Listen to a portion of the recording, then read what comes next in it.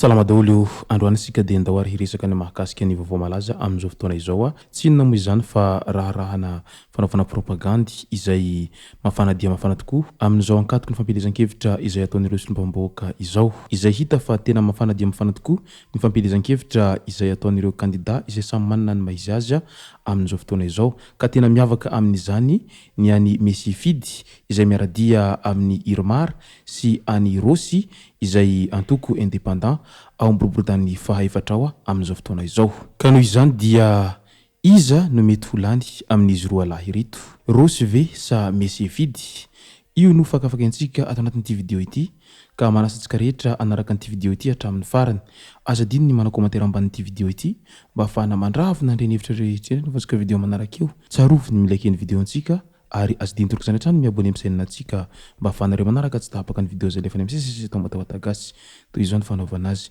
tsy ampendrely isika fa avetrany tonga dia vavany ndao ary amin'izao ankatoko ny fampielezan-kevitra ho amin'ny fidianana sombamboaka izao moa dia iaraha mahalala fa samy manao haingo zavatra ireo kandida rehetra izay norotsako vidiana amin'izany sombamboaka izany ary ny mpanaradia azy ireo moa dia hita miharihary etsy andanin'izay fa tena tsy mitsahatra ary mihamtombo isan'andro manaraka anireo olona izay tohanan'izy ireo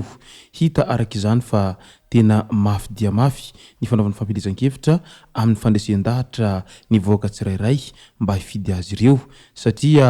izany sombamboaka izany dia isan'ny zavatra iray azo sokajiana fa tsara ary rehefa lany izany sombamboaka izany dia mazava ho azy noho ny fananana immunité parlementaire dia manana tombony be eto amin'ny tany sy ny firenena ka noho izany dia tsy vitsy ireo izay masahy mifanaratsy mihitsy amin'ny mba hahalany azy amin'izay mahasombamboaka azy zay na ikoto na ikalo dia samby te ho lany izany sombamboaka izany avokoa ary samby te hiazakazaka ho eny tsy mba zaza avokoa ka izay no mahatonga azy ireo mandany vola tsy tokony tsy forohana mihitsiny amin'ny fanaovana fampielezan-kevitra sy fanampiana anireo vahoaka rehetra mba hahatonga ireo vahoaka ho resy lahatra hifidy azy ireo izay propagande tokoa moa ny resaka eto ka samy manao izay hitany fa haharesy lahatra ny vahoaka ny tsirairay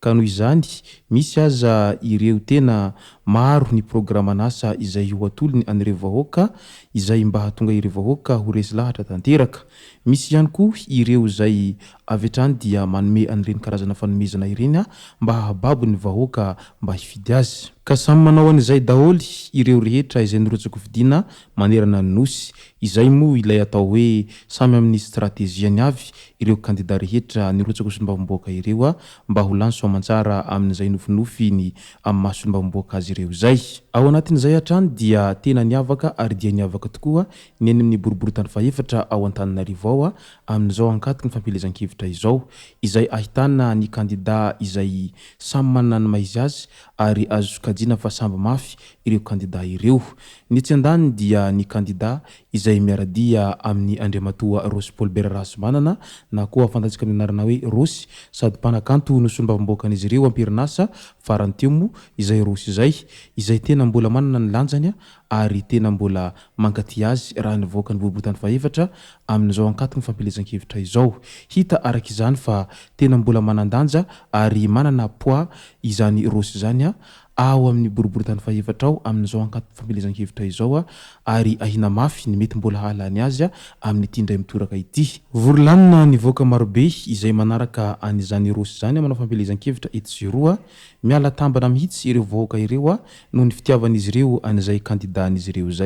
izay Rosy Paul Berarasimanana ao anatin'ny antoko mahaleo tena moa i Rosy amin'izao fotoana izao izany hoe antoko indépendant izay amin'ny anarany tenany manokana fa tsy niara-dalana amin'ny antoko TGV tahaky ny taloha fony izy mbola niaradia tamin'ny Andriamatoa Andry Rajoelina izay efa noazavain'ny Rosy Rasimanana Paul Bera moa izany antony nahatonga azy tsy niara-dia amin'ny andro rajoelina izany intsony. Tsy hoe tsy tiany iandro rajoelina na koa tsy tiany ny antoko TGV fa noho ny hevitra tsy mitovy sy disadisa misy ao amin'ny samby TGV izay miara-dia amin'ny andriamatoa andro rajoelina dia naleo ny rosy no nitokantena nandeha nirotsaka amin'ny anaran'ny tenany manokana. Fa etsy andanon'izay kosa dia matanjaka ihany koa raha ny adversaireny izany rosy izany raha ao amin'ny boribory-tany fahefatra ao amin'izao ankatoko ny fampelezan-kevitra izao izay miara-dia amin'ny andro rajoelina izay natolotry ny antoko Irmara moa izany izay mifaninana tena ahina mafy fa hifandanja ny vato izay azon'ny rosy rasy manana Paulbert sy ity olona izay ao anatin'ny antoko mifaninana aminy ity ao amin'ny boribory-tany fahefatra ao ihany moa izay resaka izay. Tsy iza moa izany mifaninana amin'izany fa andriamatoa Rafidimanana Désiré izay fantatry ny maro amin'ny anarana hoe Monsieur Fidy izay miara-dia amin'ny Irmara ao amin'ny boribory-tany fahefatra ao amin'izao ankatoko ny fampelezan-kevitra hosombavim-bahoaka izao. Nilaza ny mpanaradia sy ny mpanohana andriamatoa Rafidimanana Désiré na koa Monsieur Fidy amin'izao fotoana izao fa hita miharihary ho izy ireo fa tsy maintsy lany i Monsieur Fidy amin'ny mahasombavim-bahoaka azy ao boribory-tany fahefatra ao amin'izao ankatoko ny fampelezan-kevitra izao satria hita taratra tamin'ity herinandro ity fa vorolanina ny vahoaka izay nanao diabe namakivaky ny tanàna amin'izay fanohanana any andriamatoa Rafidimanana Désiré izay ary notroniny ireo vahoaka ny Anosibe ihany koa moa izy tamin'izany. Niainga avy tetsy Anosipatrana izany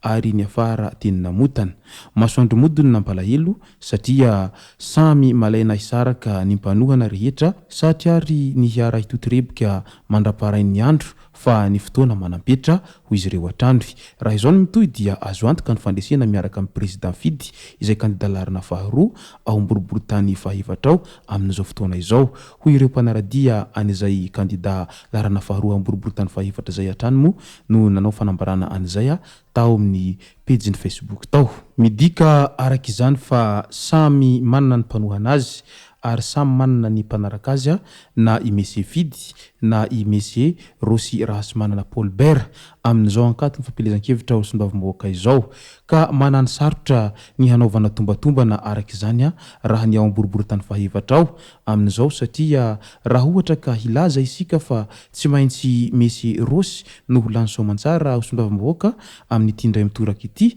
ka ohatra ny mafimafy ihany ny mpifaninana aminy izay Monsieur Fidy izay amin'izao fotoana izao satria samby maro ny mpanaraka ary samby miezaka manao aintso-zavatra izy roa lahy ireto amin'izay fampelezan-kevitra izay ataon'izy ireo izay ao amin'ny boribory-tany fahefatra ao amin'izao fotoana izao. Ka izay avy ety moatahoata gasy moa dia tsy afaka ny hanao tombatombana hoe iranona no tsy maintsy lany na iranona no tsy maintsy lany fa ho avy ny fifidianana amin'ny 2020 ny volana Mey izao ka eo isika no hitsara hoe iza tokoa ny tena lany amin'izy reto ao amin'ny boribory-tany fahefatra ao. Ka io moa izany toy ny adiny ombolahan'ny mpianakavy izay mandresy tsy hobiana ary izay resy tsy akoraina fa izay lanin'ny vahoaka dia tsy maintsy izay no lany ary izay no hitondra ny heteten'ireo vahoaka ao anatin'ny 5 taona manaraka eo ary izay no hisolotena azy ireo ao Tsimbazaza ao amin'ny mahasolovavim-bahoaka azy izay ka dia mirary soa ho an'ireo rehetra izay nirotsaka amin'izany solovavim-bahoaka izany mba ho lany soamantsara ary mba ho tanteraka ny nofinofiny izy ireo. Ka io tsy maintsy misy ny mandresy ary tsy maintsy misy ny resy ka dia samia miomana amin'izay avy ianareo rehetra izay nirotsaka ho solovavim-bahoaka ireny fa sao dia diso fanantenana eo ka eo vao sahirana. Izay sy zay arany masaka azona roso tomboko lasy tomboko vavy misaotra antsika rehetra nanaraka an'ity video ity hatramin'ny farany. Aza dininy manao commentaire ambanin'ity video ity mba ahafahana mandravina nandreny hevitra rehetra eny anaovantsika video manaraka eo. Tsaroviny milike ny video antsika ary aza diny toraka izany hatrany miabone amin'ny chaîne antsika mba ahafahanareo manaraka tsy tapaka ny video zay lefa ny amin'ny sisa tamoatahoata gasy. Tomboko lasy tomboko vavy mankasitraka dia mirary soa.